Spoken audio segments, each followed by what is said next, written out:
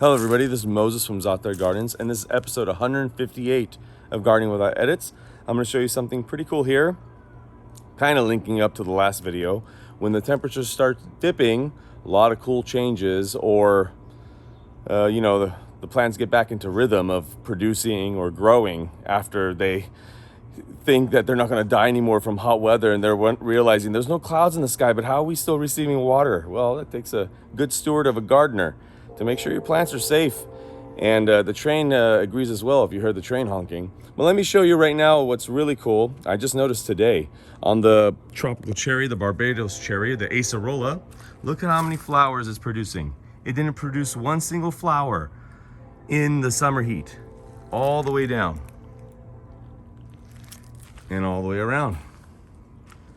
And also my newly planted this early spring Liberty, where is it at? The Liberty apple.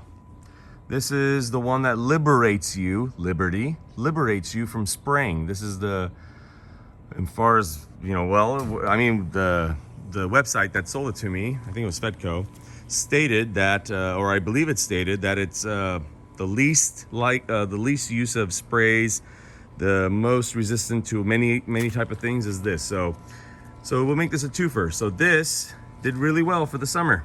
That's good. And I see a lot of flowering spurs. That's good. We're gonna see how it does though. Still, I mean, if it made the summer, it's gonna make the winter for sure. But yeah, isn't that pretty? Acerola. Highest form of vitamin C, I believe. Oh, and look at this. Looky. You think you can hide from Uncle Moses, huh? You think you can hide me or hide from me? It's all right. We'll meet again, little grasshopper. Happy gardening, everybody. Bye.